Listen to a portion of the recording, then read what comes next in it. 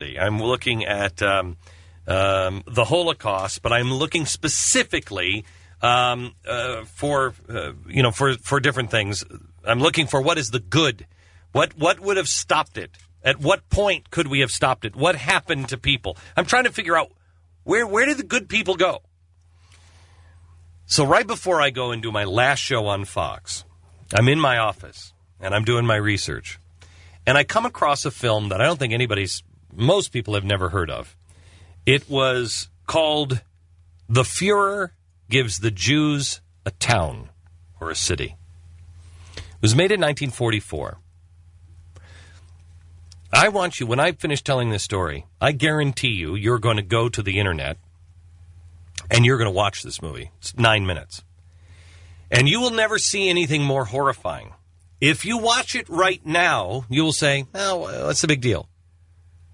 But when you hear the whole story, the entire movie goes from good to evil. And it all depends on whether you know the truth or not. If you happen to be listening on delay, pause the show now and watch the few minutes of this video. And then come back and start it after this point. Now I'll tell you the whole story. There was a guy, what was the name of the director, Dan? It's Kurt Guerin. Kurt Guerin. So IMDb has. I had never heard of Kurt Guerin, but he made, he was an important director in Germany, and he was one of the first people on stage and in film to make fun of Hitler. This is before he came to the chancellery. And he was making fun of him. And he would do many plays in Germany, apparently, that was making fun of Adolf Hitler. So when Hitler took power, he was immediately in trouble. He escapes, and he goes up to the Netherlands. He lives in Amsterdam, I believe it's Amsterdam, up until the Germans promise the Dutch that we're not gonna bomb you. Don't worry about it. We're not gonna bomb. We're totally cool. The king gives a speech that night and says, "I've just talked to the Führer. There will be no war." After the speech, within an hour, the Luftwaffe was bombing Amsterdam. 3 days later, the Netherlands had fallen. Now here's the director. No place to go.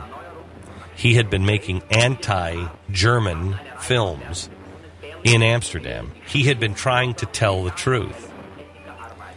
He's one of the first that Hitler said, when you take it, you find him and you bring him to me. They brought him. And they put him in a concentration camp. But not just any concentration camp. They had no desire to kill him yet. What they did is they moved him to a concentration camp in Czechoslovakia. Do you remember the name of it, Dan, or do you happen to have it there? It's a concentration camp that I had never heard of. Yeah, I don't know how to say it. It's like okay. There is signed at or something like that. By the way, Europe, stop with the language. It just doesn't work. And I was over in Poland, and it's like, what is that? Anyway, so they send him over to a concentration camp in Czechoslovakia. And they say to him, here's what you're going to do. You're going to make a movie. And he says, I'll never make a movie for you. Now, this is 1944. Germans need a propaganda film that they can play for the Red Cross and the rest of the world that says, come on, he's not killing any Jews. He's nice to the Jews. The Führer gives the Jews a town. Now, this story can be told in two ways. You can look at this from the story of the Red Cross, or you will look at it in the way I view it. Not just for the Red Cross, but for the people of Germany, because this was used in Germany. So here's what happened. They bring him to this concentration camp, and he says, I'll never make a film for you. And they said, no, this is going to go well. It's going to go well. We're going to make a movie about how the Jews are being taken care of. And this concentration camp, we're changing. And they brought in trees. When the survivors of this camp related this story later, they said when the trucks first rolled in, they came in with all this equipment, and they thought, oh my gosh, they have new ways to kill us or torture us. And it turned out to be filmmaking equipment. They came in and they trucked in trees and flowers. They trucked in clothes and nice shoes. They brought in sewing machines. They brought in an orchestra. And they totally transformed this town, this concentration camp, into a happy place. They had all of the prisoners take off their rags, their striped pajamas, if you will, and put on regular clothes. When you watch this video, and you will watch it with your mouth wide open, you will see the women are wearing high heels, and they have purses. You will see them behind sewing machines laughing. You will see them repairing shoes. You will see the children watching and playing soccer with a real soccer ball. And everybody is happy. You will see them in a library pulling books down, and Jews talking with Jews and having discussions about intellectual kinds of things. You will see them, at the end, sit down at a meal. This is the first fresh, warm bread that they had had since any of them had arrived. You will see them eating food. You will see them not eat food. You will see them with food on the table. The children with candy bars. Then the filmmaking was over. The director was sent to his death immediately at another death camp. As soon as he said, "Done," they took him to a death camp. The story here is split. He either went to the gas chamber. The other side of the story is that he may have just been beaten to death before he had even made it to the gas chamber. One way or another, he died. Here's the real tragic part. As soon as he said, "Cut," they took the flowers out of the flower pots. They took the trees back out. They told everybody to take off the clothing and put their striped clothing back on. Anyone who dared, even the children, touch any of the food. Some of the children ate a bite or two of a candy bar. Children. They were all beaten, some of them to death.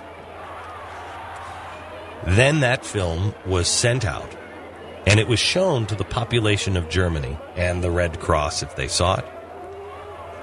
Now here's where I think this ties in. It was just a joke. What does that do?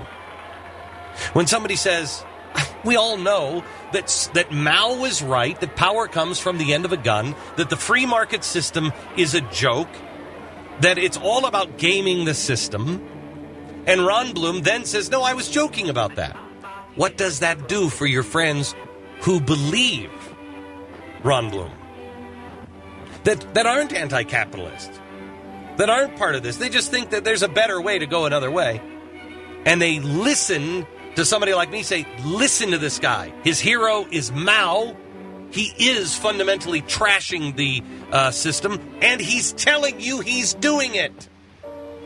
When I say that, and I have a liberal friend that might say, come on, he's not really saying that. Listen, he said it was a joke. It gives my friend enough to say, no, it's easier to believe that Ron Bloom is not doing those things. To the extreme example, what Hitler did with that movie was give the good Germans that had their heads buried in the sand, their friends, their Jew neighbors were missing all of a sudden.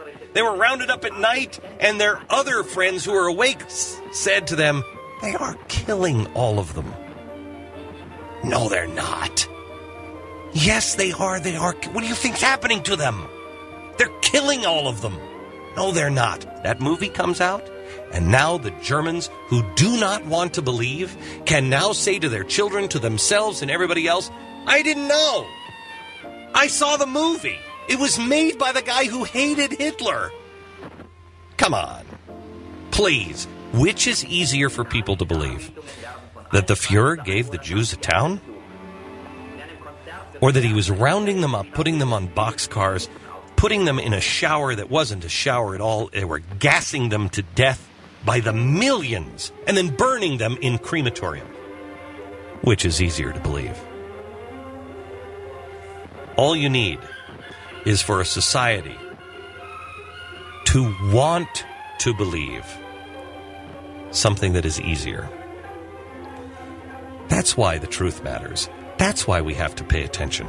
That's why we can't allow people to say, that was a joke. No, sir, it wasn't. Now, if you want to say that you don't like the free market system, that's your right to say it. But it wasn't a joke, sir. It was not. They say that because they know they can get away with it. Because too many people want to believe in something called the normalcy bias.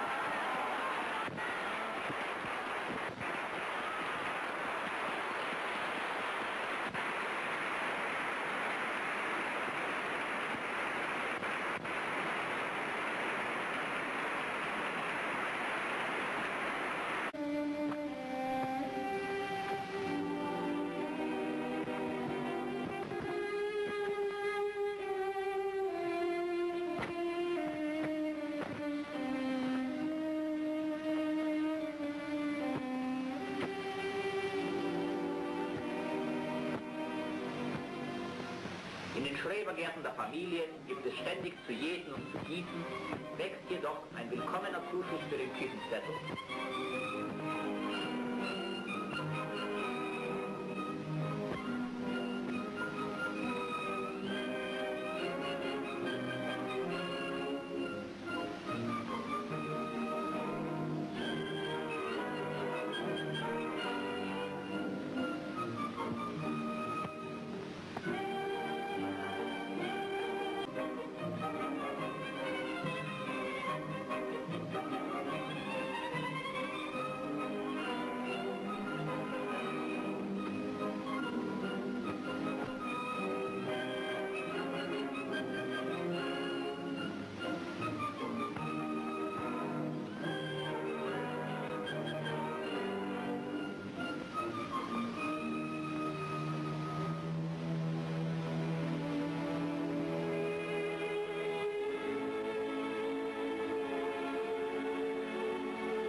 Alleinstehende Frauen und Mädchen machen es sich in ihrem Frauenheim gemütlich.